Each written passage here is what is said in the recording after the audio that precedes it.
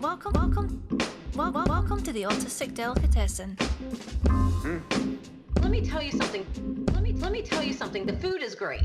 The food makes community. The food makes community. What you eat and what you drink is your story. And welcome to another edition of the Autistic Delicatessen. I'm your host, Larnell, along with Onikage. And only on this edition, the interesting thing that we're going to talk about is tacos and mutual aid. Now, when you think about that, what comes into your mind when it comes to like using tacos for that? I don't know. I just think that's something really cool, like having mutual aid, and also with tacos, it's like a reward or a free thing or part of the experience to learn about more various cultures. And it's like, this thing's come up, but there's food in it, and then once you get the food, you learn more than what you bargained for. And I think it's a good way to do that, even if it's not that intent. The food always brings people together one way or another. And what if I were to tell you with this guest is along with the tacos, there's also vaccines. And of course, like, and just to put it out there, me and my co-host are fully vaccinated. So, are we fully vaccinated? Like, are you? Yes, I am. I got fully vaccinated nearly 2 weeks ago from this date of recording. So yeah, I'm fully vaccinated as well. So I'm really happy for that. Yes, definitely. Would you take a vaccine if food was offered, though? Yes. Free food in most things, I'd be like, go ahead. It's like, oh, you have to go to this event, so free food? Yes. I'm kind of like Joey from Friends in that way. It's like, free food. 2 pizzas. Joey special.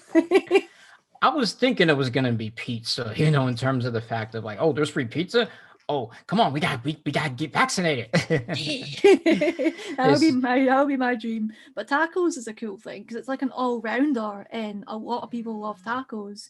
I can't remember if I've actually had tacos myself. I've had similar foods like fajitas or enchiladas and stuff, but I'm glad that the tacos is an all-rounder food for many people, and you can get various types, and the culture is really cool.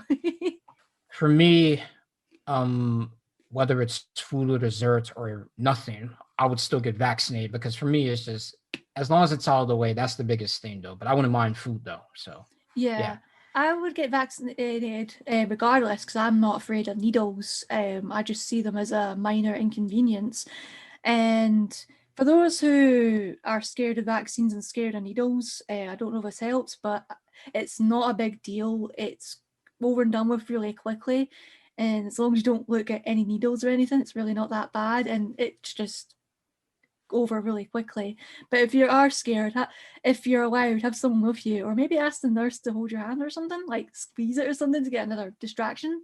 But the pain level is not that bad at all, unless my pain threshold's really high. I just thought I'd say that it's not that bad, just to make people feel more at ease. Or else listen to Oni's Autist podcast and you can just hear the sound of their voice and hopefully that can get you through it. Or ours, think of food. Yeah, but you have more of the soothing voice. They don't want to listen to my voice. You never know. You do have the broadcasting voice, so quite a few people like that. So, but people like a soft voice too as well. So it's like people can go for that. Yeah. Today's guest is Rida Hamida, Executive Director and founder of Latino and Muslim Unity, and the co-founder of #Taco Trucks at Every Mosque. Rida aims to empower community and to close the disconnection between Latino and Muslim people, creating togetherness between the two communities. Rida is currently helping people get vaccines in one arm and a halal taco in the other in order to help these communities get the appropriate aid during the pandemic and a tasty treat as a bonus. So Rida, welcome to the Autistic Delicatessen. Welcome. Thank you. Thanks for having me. No worries. It's great having you here. So Rida, how did you first get started with the #Taco Trucks at Every Mosque? So Taco Trucks at Every Mosque was a spinoff of Taco Trucks at Every Corner. In 2017, the Latinos for Trump, Marcos Gutierrez, founder, said that if you're not careful, there's going to be a taco truck at every corner because the Latino culture is so dominant. And this was on a show on Joy Reid, I think it was NSNBC, and it caused a stir because everybody loves tacos and everyone likes, taco trucks. But the fact that he was trying to make it a negative thing, I thought, well, our community is under attack with all of the anti-Latino and anti-Muslim rhetoric that was happening with the Trump campaign. So let's embrace that idea. Let's embrace our communities. Let's bring them together and break bread over halal taco and bring the taco truck to the mosque, another space that was demonized. And we broke bread over halal taco and the hashtag was born. And now we have served over 623,000 halal tacos for free all over the state of California, and built bridges by taco truck. That's awesome. I like the whole thing that you're doing with the whole vaccines and then get like a free taco, halal taco. It's just awesome. It's like get a vaccine and get a treat afterwards. That's like my way of thinking. It's like a bribe for me. I'm like, oh, free food, yes. Can't go wrong with free food. Yeah, I mean, I think we have used the taco truck as a pipeline for many issues, not just vaccines currently because of the pandemic. We're using it for vaccines, but we have had many events where we went to different polling places and got folks to turn out with tacos. We had 32,000 registered voters that turned out to vote in 2018 and 2020. And that was by taco truck. And then we also had the census, which was last year, and we helped 700 families self-report on the census through the taco truck. And so we had taco trucks at every mosque, and we had a drive-through event. And while people were waiting for their taco in their cars, we were helping them self-report on the census. And so this is really about health equity, social justice, ensuring that everyone in our hard to reach communities have access to resources. And now with the pandemic, I learned a lot about how the health department was outreaching to communities, and they were outreaching based on the census. And so because the census doesn't have the Muslim or the Middle Eastern community that needs to be reported so that our communities count, there was definitely a discrepancy in how the health department was outreaching to our communities regarding vaccinations. And one of the things I noticed is that for Ramadan, which was on April 12th, there was no intentional outreach to our community for vaccination. So I was like, let's bring the taco truck, let's turn out folks to get people vaccinated, but let's also get a mobile clinic, a vaccination mobile clinic at our mosque. And so I really fought religiously every single day with the health department to advocate for our community to get access to that mobile clinic and then bring the taco truck. And it really opened the door for a lot of faith-based communities to get access to the vaccination clinics. So we really set an example to everyone in the state of California that these super pods aren't doing it. People feel disconnected. We need to go where the community's at. We need to meet the people where they're at. And we also need to make sure we have these meaningful conversations about how important it is for their community to get vaccinated and that they matter. And this is about saving lives. This is about protecting our communities. And that was a very different conversation than this passive message on social media, like here's a phone number, go ahead and register for a vaccination appointment. And that disconnect was clearly there because I was doing temperature checks with all the Islamic centers, asking them, oh, our community is getting vaccinated. And they were just like, yeah, the information's there, but that didn't answer my question. They said the information was there and that we knew that we were eligible, but that was in the brink of April 15th and Ramadan had just started on April 12th. So what we were doing is really rushing to the communities to help them understand, like, this is for them too, even during Ramadan, where they were fasting from dusk to sunset. We educated them, let them know, like, even if they vaccinate during the day, their fast is still deemed permissible. But people are still hesitant about that. So we had to advocate for evening vaccinations. And that was unconventional here in California because the super pods were open from like 8 o'clock to 5 o'clock. And so then they raised the time. And I was like, well, that's not enough. We don't want to go to the super pods at 9 o'clock. We want to meet people where they're at the Islamic centers where they congregate. And finally, with a lot of push, we were able to get the clinics. We were able to get people to turn out because we went to the streets.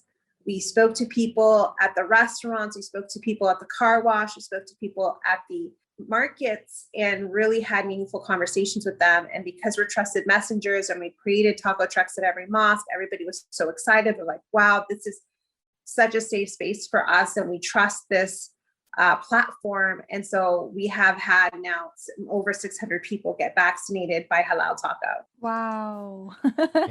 Yeah, that's really nice, Rida, to be able to have that. Now, I'm just wondering with that, like, I'm going into your activism, and if it's from your faith, like, how has that guided you in terms of like the idea of giving back and to like paying attention to issues like social justice, because if it's from your faith, like, what have been the guidelines from that, the principles? So my faith does compel me to do this work.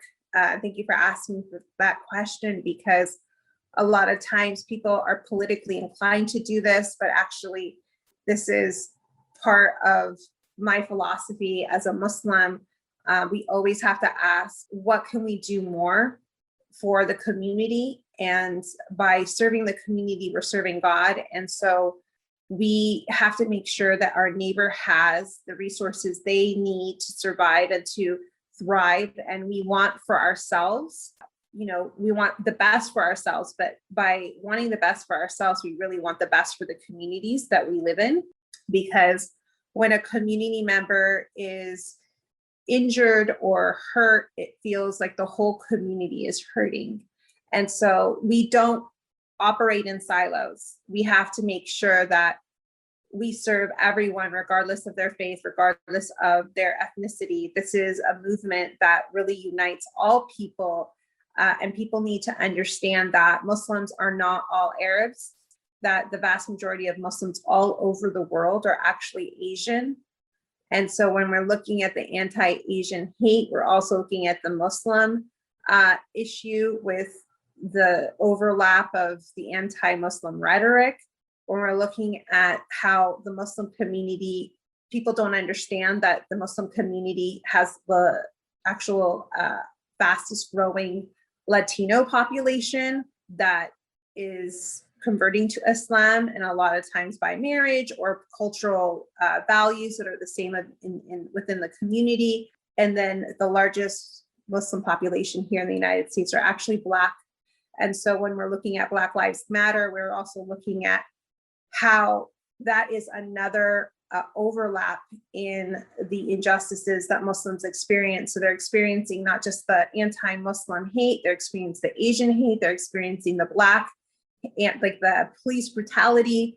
They're experiencing the injustices of, issues with surveillance. And so these are all shared struggles that all communities experience. And I think it's important for us to understand that this is not just about us. And so when we say Latino and Muslim unity, we also know like Muslims are not monolithic.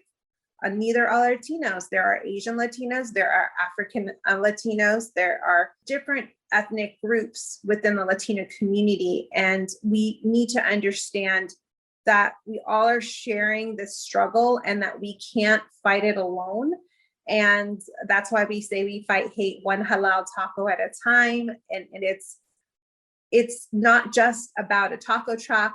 It's not just about serving people. It's really about equity and equality and fighting for justice. I find that really awesome. And it reminds me of a few previous guests that we had in the Autistic Delicatessen that promote a similar thing. The community and serving people, helping people regardless of religion or other ethnicities and things like that. Reminds me of like the United Sikhs we had before, and they said a similar thing. And it's just fantastic to hear bringing community together. And I like how you like bring any community together, even if it's even especially Muslim and Latinos, and how you mentioned there's different ethnicities in those groups as well, rather than just like the ones that people expect. And I just love the whole help everyone and for equality and equity. One question I have is why tacos anyway? Why tacos? Tacos is a very California thing. I mean, you go to every corner and there literally is a taco truck at every corner in Orange County. And people are not aware of this, but Orange County is a very conservative county. And while it's a conservative county, it's a very diverse county as well. And so we are trying to find a common likability, and maybe there are a lot of political issues that are in the forefront in our community, but tacos are not political. Everybody loves tacos, and we could all agree, regardless of your faith, regardless of your political position, everybody loves a good, delicious side of halal tacos. I mean, I want to bring out why it's halal, because when we first worked on this project, we had initially brought in Latinos to Arab-owned businesses in this ethnic enclave called Little Arabia on Brookhurst Street. And while we were noticing that these Latinos were neighbors in our community, they weren't shopping and eating in our restaurants. So the first wave of the movement was really the economic justice position, is that we really felt that there was a need to encourage neighbors to come and shop and eat in our restaurants because we were afraid of gentrification. And so we invited Latino educators, community activists, just every walk of life in the Latino community to really have a free meal in like six or seven restaurants in our community. And by doing that, we also help them learn our shared history, our roots from 711 to 1492 in Spain, where Muslims ruled Spain, and even Arabic words are in the Spanish language. There's actually 20,000 of them. And we learn more about our commonalities, even about our culture when you're at the football game, which is actually soccer, and you're saying, ole, ole, ole, ole, like that is a cultural experience, but you don't realize what you're saying is like Allah, Allah, Allah, Allah, which means God in Arabic. And that's from that time period where Muslims ruled Spain, and the matador was trying to free himself from the bull, and he'd say Allah, which means like God. And they took that into the mainstream football culture as a praise to God when there was a goal. And they didn't even know that. They're like, wow, this is amazing. And even words like ohala means inshallah, which means God willing in Arabic, pantalon, just the word California. There's a lot of history with the word California. Caliph means Islamic elected leader in Arabic. And the conquistador that came to California was inspired by this Berber queen in this book, and her name was Khalifa. And so we shared that she inspired him, and she was this character in this book. And the reason why the word came up was because of her character in the book. And so California is actually part of the word means caliph, which means, this Islamic elected leader.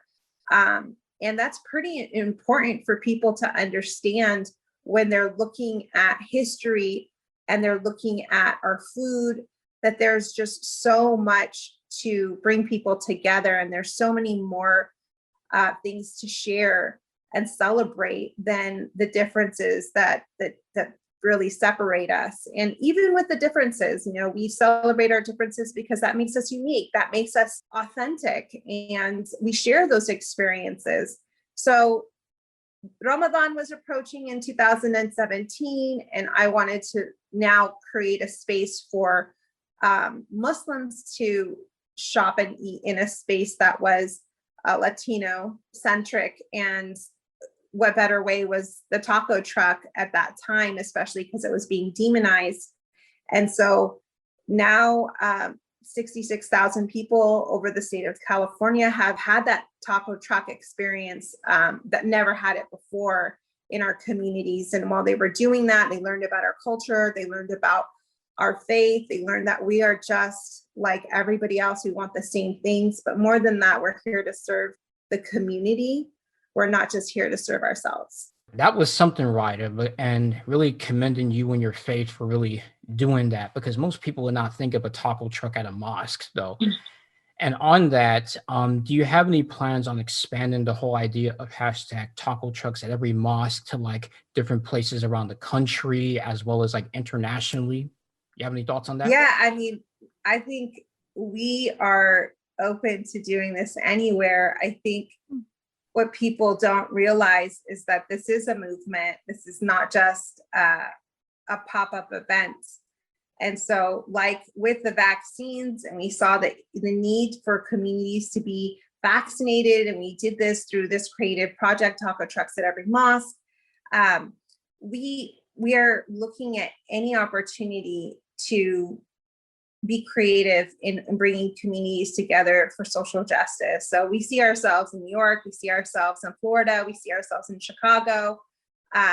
So if you guys want to invite us and we have the means to do that, we're definitely looking at making this a national platform for our communities to feel engaged. And it's not a political platform, it's really an apolitical platform, because this is about social justice. This is about humanitarian efforts in that, you know, we all have human rights to access to health, access to, you know, financial security, access to civic engagement, and making sure our communities matter in all these spaces like education and representation. So we are really innovative in how we look at that. And so currently, we're looking at even ethnic studies in California and how we're using the taco trucks at every mosque model to stigmatize the Muslim community and the Latino community and share that narrative in a very like hands-on creative way in classes. And Santa Clara and other universities, including Stanford, is including our model in how they better understand the Muslim and Latino community. That's awesome to hear. Just great to see what other things you're doing as well. And I just, every little helps, especially how we these things need to be more aware in our society and be more intersectional. And I fully am on board with that, and it's just fantastic to hear that you guys are making a difference, and I'm sure it'll create a lot of impact elsewhere, or maybe inspire more people. Yeah, I mean, I know one of the things that Larnell had shared with me, tell me about how you were also using the turkey as a way to bring people together. And halal is part of our model, which means really preparing the meat in adherence to Islam. And so we fight hate one halal taco at a time, but just recently we fought hate one turkey at a time. And we did that by nominating families during Thanksgiving that were coming to these food distributions and picking up turkeys and picking up food boxes. But they were like, hey, this is all sweet and everything, but we need our bills paid. Like, I will have food, but my electricity will be off. I won't have my car. I'm struggling during this pandemic because I'm an unemployed. How could you better help us? And that gave me the idea of just like, hey, why don't we also find a celebratory experience for these families because they've been through a lot, and let's get them nominated. So it wasn't about charity. It was about celebrating these communities that are deserving of these resources. And so we had this campaign to nominate a family that you're thankful for, and it was super simple. And the stories were amazing.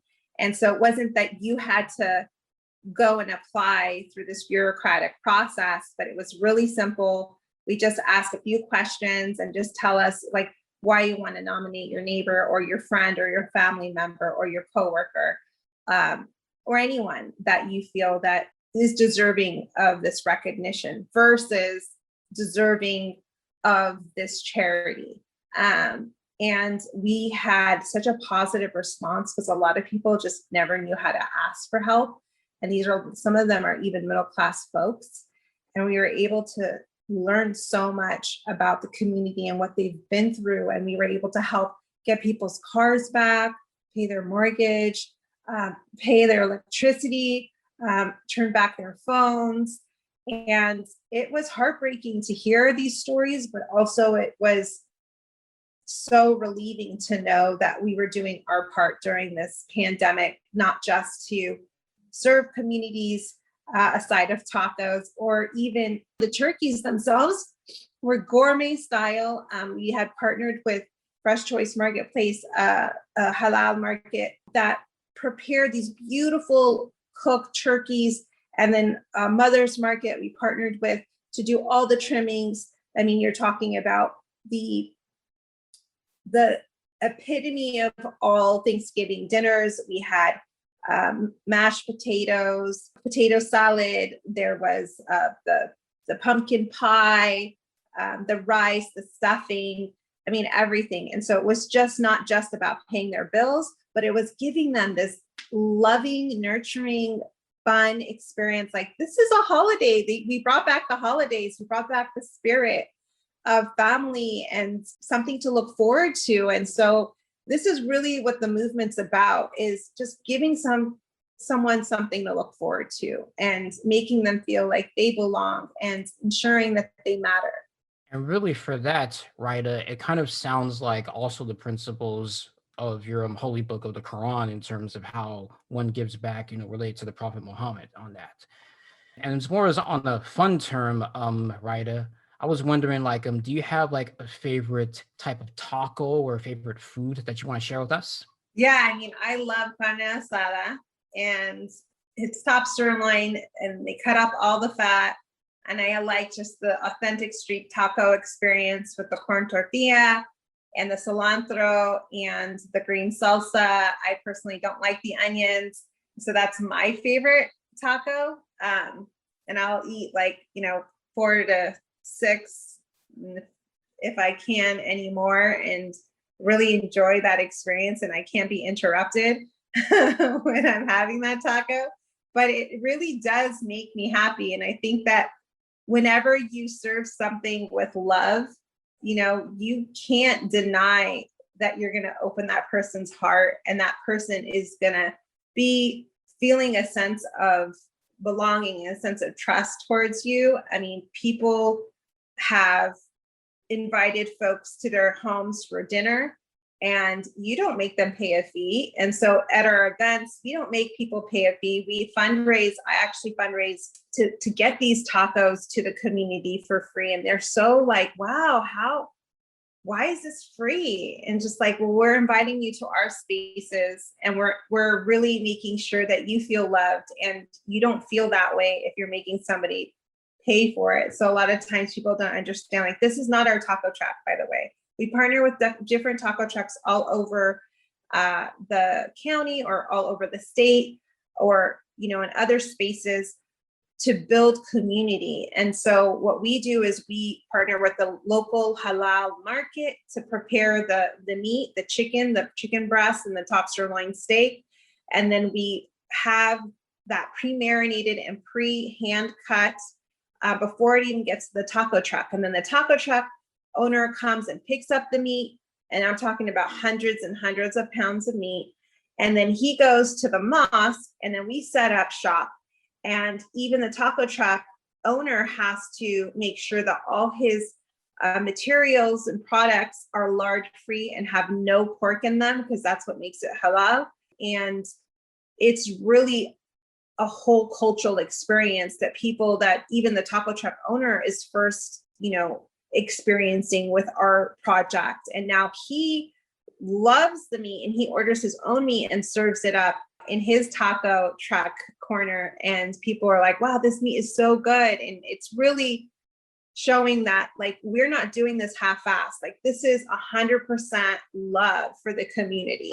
Can you tell people how they can follow you on social media or know more about your organization, Latino and Muslim Unity? Yes, you can follow us on our hashtag taco trucks at every mosque. If you want to use that on Instagram, or you could follow us on our handles at Latino Muslim Unity on Instagram and Twitter. It's Community Unity. And on my personal page at Pink Hijabi of OC. We want to invite you all to this experience. So hopefully if we come out to where's Ani at? I'm in Scotland, unfortunately. I'm far away. I don't know if there's any taco trucks in Scotland, but we should go out there. And then definitely Florida. We need to start building bridges in Florida as well. Yeah, well, I'm out in Tampa, so I'll be in a good place right there, definitely. Awesome. Yeah, we have food truck events out here too as well, so that's a good part. Great. Yeah, well, Rida, we'd like to thank you so much for coming on to the Autistic Delicatessen and really giving us some good information on these halal tacos and really what it means, whether you're other faith or not, to like really give of service. Well, thank you so much. It was an honor working with you all. Yay, no worries. Thank you for watching the Autistic Delicatessen. If you'd like more content from us, feel free to access the autisticdelicatessen.card.co. There you'll find our podcast series and also a link to this YouTube. And also when you're on the YouTube link, you'll be able to check out all our content from our videos. So make sure you subscribe. Till next time. What you eat and what you drink is your story. See you on season 3.